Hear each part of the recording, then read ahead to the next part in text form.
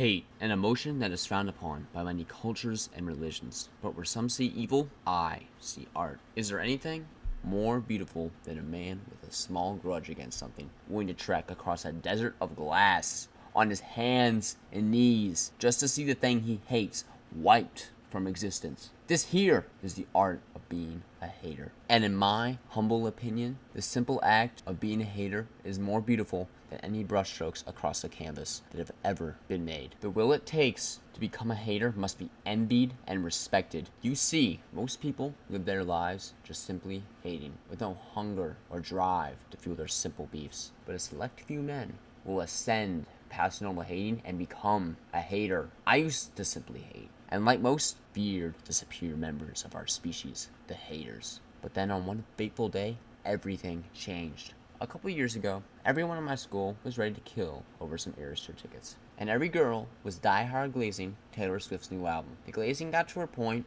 where if you simply said the word music to some Swifties, frothing at the mouth, they would start yapping to the heavens about Taylor Swift. Now at that point in my music journey, I was listening to punk rock and grunge. As you can expect, about 5 weeks into those 5 long-ass months, I became a hater. After that, if someone said Taylor Swift made good music, every ounce of my self-control would have to be used to prevent me from tearing their throat out of their neck with my bare hands. Luckily for the world, Taylor Swift's new album was straight-nosed decaying dog shit, so most of the Swifties in my school despawned, and because of that, Biden didn't need to drone strike my house. After my transformation, I expanded my hating to other things, like Billy Joel, Drake, and Cybertrucks.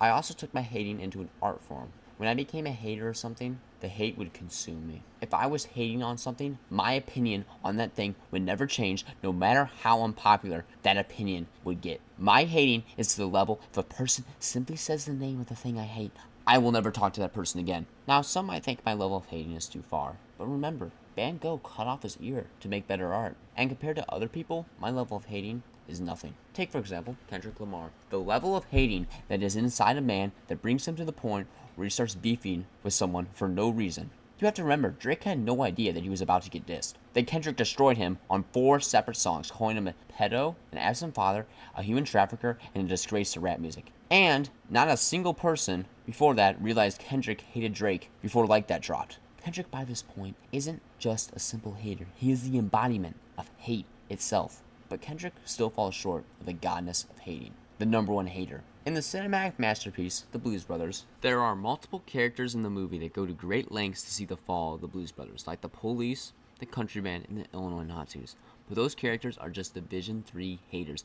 None of those characters match the pure drive and hatred that Carrie Fisher's character displays for the Blues Brothers when trying to kill them. She does a drive-by with an RPG, blows up an apartment building, builds a flamethrower, and tries to kill the Blues Brothers in a sewer with an M16. All because of one of the Blues Brothers left her at the altar. Yes, that's bad, but it's not worth blowing up a city block over it. There must be more demons than there are in hell inside a person to cause them to build a literal portable missile launcher and fire that shit from a car at 2 people standing on a sidewalk, and then had the audacity to miss their shot entirely, causing the missile to blow up an entire front of a building. Then later that night, blow up the building that those same 2 people were sleeping in. All because of John Belushi's character pulled a Puss in Boots. And revenge for someone leaving you at the altar isn't worth life at the Cage Diddy party. Even though this level of hatred is kinda scary, it needs to be respected and seen as an art form by the masses. The expression of people's inner hellhounds through anger should not be shunned. In my humble opinion,